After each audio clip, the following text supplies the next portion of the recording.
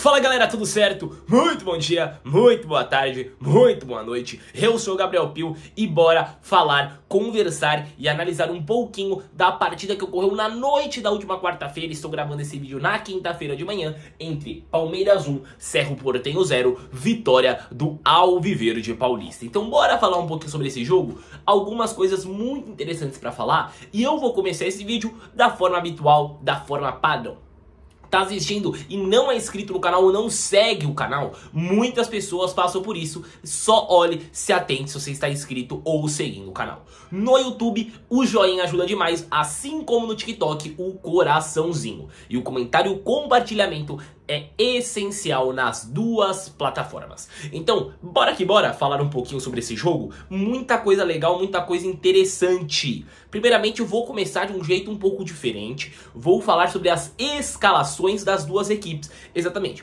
O Palmeiras começa o jogo de ontem com o Everton no gol. Uma linha de 3 zagueiros com Bruno Fux, Gustavo Gomes e Murilo. Uma linha um pouquinho mais à frente, se assim podemos falar, com Estevão, Richard Rios, Emiliano Martínez e Piquerez, Rafael Veiga, Facundo Torres e mais à frente Vitor Roque. Já a equipe do Cerro Porteño no habitual 4-3-3 com Gatito Fernandes, Alan Benítez, o Gustavo Velázquez, Jorge Morel e o outro Benítez como lateral esquerdo, né, o Guilherme Benítez. Uma linha de 3 com Robert Pires da Mota, Gastón Giménez e o Wilder Vieira.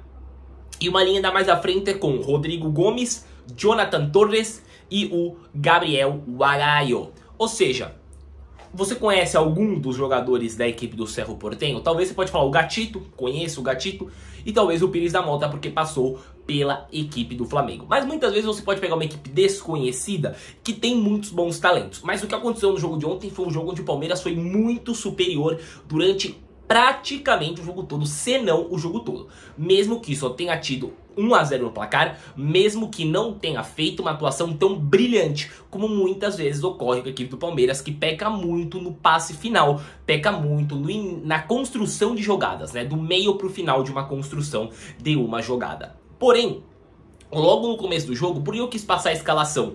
Podia até ter passado apenas a do Palmeiras, porque no começo do jogo o Rafael Veiga acaba se machucando, né? Ele machuca o ombro numa queda e no seu lugar entra o Felipe Anderson. E aí acontece uma mudança muito boa na postura do Palmeiras ofensiva, porque o Felipe Anderson entra muito bem nesse jogo, jogando como o ala direito muitas vezes. Quando a equipe do Palmeiras atacava, ele virava uma espécie de ala direita. Então como ficava a equipe do Palmeiras nos ataques? A linha de 3 na zaga com Bruno Fux, Gustavo Gomes e Murilo. O Felipe Anderson como ala direito, Richard Rios, Emiliano Martínez e Piquerez. E ali uma outra linha de 3 à frente com Estevão, Facundo Torres e o Vitor Roque centralizado. Uma mudança na postura do Palmeiras, uma mudança na postura até mesmo de como o Estevão cairia pelo jogo. Mudança muito boa, porque muitas vezes no jogo a gente conseguia ver o Estevão mais livre. O Estevão era um jogador muito versátil, o Estevão era um jogador muito flexível, horas na esquerda, horas na direita, horas centralizado, ajudando na criação e na organização de novas jogadas para o Palmeiras, já que o seu jogador cérebro, que no caso é o Rafael Veiga, estava machucado e não pôde jogar. Porém, a gente tem que falar que quando a equipe defendia, o Felipe Anderson em alguns momentos fazia assim a ala, em outros momentos no primeiro tempo, porque o Palmeiras teve uma incógnita de quem marcaria pelo lado direito. Por isso que eu falei que em certos momentos o Cerro Porteño conseguia arrumar alguma coisa no jogo, por esse lado direito do Palmeiras. Essa entrada do Felipe Anderson causou uma mudança de quem vai fazer o lado direito, a ala direita defensiva. Horas a gente viu o Felipe Anderson, horas a gente chegou até ver o Bruno Fux e horas ainda mais o Richard Rios. Sim, o Richard Rios fazia a função de ala direita e o Felipe Anderson fazia nesse ponto um jogador mais centralizado. Por quê? Eu acho que não era nem a intenção essa mudança na marcação da ala direita, mas porque os jogadores, tanto os jogadores quanto o Abel, estavam tentando entender quem seria o melhor para fazer essa ala direita defensiva contra um Cerro Porteño que só estava atacando porque o lado direito estava confuso, porque de resto foi muito pobre na criação e na organização de jogadas, né? Então a gente pode falar que na hora que o Palmeiras atacava num 3-4-3 e na hora que o Palmeiras defendia num 5-3-2, né? Um 5-3-2, por que um 5-3-2? Ficava a linha de 5, ficava um meio campo, né?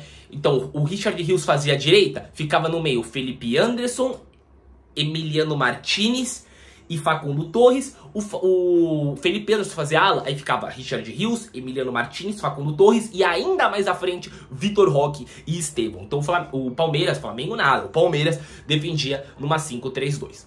Porém, o Cerro Porteño, devido a essas dúvidas, devido a não conseguir atacar, fez o primeiro tempo buscando muitos lançamentos, né? Só que esses lançamentos acabavam dando de graça a bola pro Palmeiras. Palmeiras com zagueiros muito atentos no jogo e zagueiros que são muito bons no jogo aéreo. Muitos lançamentos eram fortes, voltavam pro Everton de graça. Outros lançamentos a zaga do Palmeiras conseguia tirar com Murilo, Gustavo Gomes e o Bruno Fux. O Palmeiras usava muito das laterais e é esperado. Com o Veiga talvez pudesse ter menos, mas sem o Veiga acaba sendo ainda mais, porque você tem o Felipe Anderson que estava muito incisivo no jogo, estava muito bem no jogo, muito aceso na partida. O Felipe Anderson jogando pelo lado direito, um Piquerez que muitas vezes tem sim a sua chegada pelo lado esquerdo, apesar que ontem menos até do que o esperado, mas tem as suas chegadas. Facundo Torres na esquerda, que é um ponta, e o Estevão na direita, que muitas vezes também jogava aberto, muitas vezes fazia esse jogador mais flexível, que eu já disse, mas ainda assim é um ponta. Então era esperado pelas características dos jogadores do Palmeiras que o Palmeiras fosse muito agudo pelas pontas, e foi numa dessas jogadas pelas pontas, já esperado, que acaba saindo o gol. O Palmeiras tinha sim dificuldade em conseguir criar jogadas. O Murilo, do seu campo defensivo, dá o famoso passe de quebra-linhas para a ultrapassagem do Facundo Torres. O Facundo Torres chega na entrada da área pela lateral, cruza para o meio, a bola vira totalmente o campo, chega no Felipe Anderson na área pelo lado direito, do seu lado direito ofensivo. Ele podia sim chutar, mesmo que com um ângulo não muito bom, mas prefere tocar para o meio da área, onde 3 jogadores do Palmeiras chegavam fechando. No caso, quem fechou no toque foi o Richard Rios, que fez 1-0 para o Palmeiras.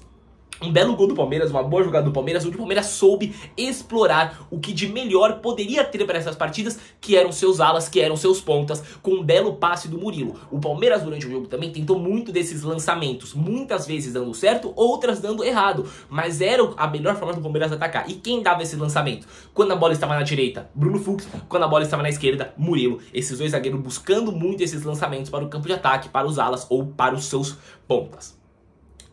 Sendo assim, a gente tem que falar que o Palmeiras consegue fazer um outro gol, um belo gol, no lançamento do do Felipe Anderson para o Vitor Roque.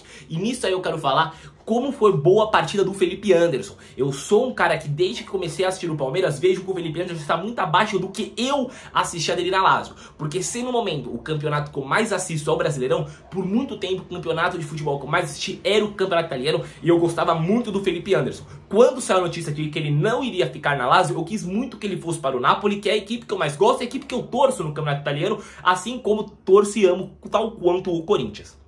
Porém, ele acabou voltando para o Palmeiras, e o Palmeiras tinha sim no seu time um craque, um jogador que poderia ajudar muito a equipe, que ainda não consegue demonstrar tamanho futebol que eu esperava. Porém, o jogo de ontem foi um jogo para animar o torcedor e empolgar, jogando numa posição que ele foi acostumado no seu final de passagem pela Lazio. Um ala pela direita, que horas ajuda ofensivamente e horas também, quando necessário, consegue ajudar defensivamente.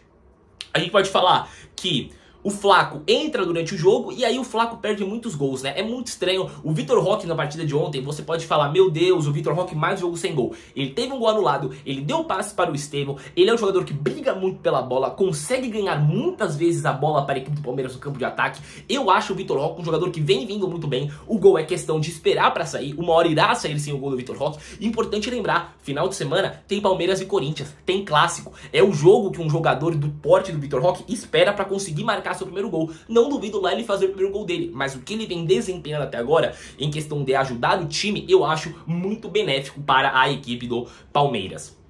Outro ponto que pode falar é o Palmeiras, mais um jogo sem sofrer gols. Defensivamente, o Palmeiras é uma equipe que eu gosto, é uma equipe que eu acho que consegue sim fazer bons jogos. Ontem, uma formação até de primeiro momento mais defensiva do que o esperado, jogar com 3 zagueiros em casa com o Cerro Porteño, que é uma equipe que esperado que pouco agrediria, como assim foi. Porém, as substituições fizeram o Palmeiras entrar com o Felipe Anderson, que consegue ser um jogador muito bom ofensivamente e defensivamente, e ontem provou isso. Alan entrou pelo lado esquerdo do Palmeiras, tá? Jovem da base do Palmeiras, ele entra pelo lado esquerdo no lugar do Facundo Torres. O Abel fez apenas 3 substituições, colocou Aníbal Moreno no lugar do Richard Rios, colocou Flaco Lopes no lugar do Vitor Roque, isso já pro final do jogo, mas no meio do segundo tempo o Abel coloca o Alan no lugar do Facundo Torres. E eu gostei muito da entrada do Alan. O Alan foi um jogador muito bom pelo lado esquerdo ofensivo do Palmeiras e muitas vezes também, muitas é muito forte, algumas vezes aparecia pelo lado direito, porque o Estevão tava sendo um jogador mais flexível, mas muito mais presente no lado esquerdo, ajudando nas jogadas, dando muita esperteza para o ataque do Palmeiras. Gostei muito da entrada do Alan, e é o que eu falo, o Palmeiras ainda assim foi uma partida não tão boa do Palmeiras criativamente, mas pelo que o Palmeiras soube, já foi diferente dos outros jogos. Se contra o Botafogo eu falei que o Palmeiras usava muito as suas pontas, as suas laterais, com cruzamentos altos, o Palmeiras no jogo de ontem foi muito diferente. Ele usava sim as suas pontas, muitas vezes falta recurso, você precisa usar mais um meio. O Palmeiras estava usando muito das suas pontas, né? Talvez chutes de longa distância seria uma boa opção para o Palmeiras. O Palmeiras tentava usar muito suas pontas, mas não tanto com cruzamentos altos, sabendo que não vai ser a do Vitor Roque ganhar isso, muitas vezes com inversões de uma ponta para outra, muitas vezes cruzamento rasteiro. O Palmeiras foi ainda assim mal criativamente, mas muito melhor do que o que eu vi contra o Botafogo. Essa foi a minha reação, a minha análise sobre Palmeiras 1, Cerro Porteño 0. Não tem muito o que falar do Cerro Porteño, já que é uma equipe que pouco conseguiu criar, pouco conseguiu ficar com a bola, uma equipe que contra o Palmeiras a gente consegue ver que o Palmeiras é muito superior, certo? Já disse no começo do vídeo, tá vendo pelo YouTube, deixa joinha, tá vendo pelo TikTok, deixa o coraçãozinho, o comentário, o compartilhamento é essencial nas nossas plataformas. Eu sou o Gabriel Pio, hoje às 4 horas tem Lyon e Manchester United, vou fazer vídeo, e às 9h30 tem São Paulo e Alianza Lima, que eu também farei vídeo. Esses serão os 2 vídeos do dia que eu gravarei, já que um sai hoje e o outro sai na manhã de sexta-feira, certo? Muito obrigado por todo o apoio, valeu e até o próximo vídeo. Tamo junto!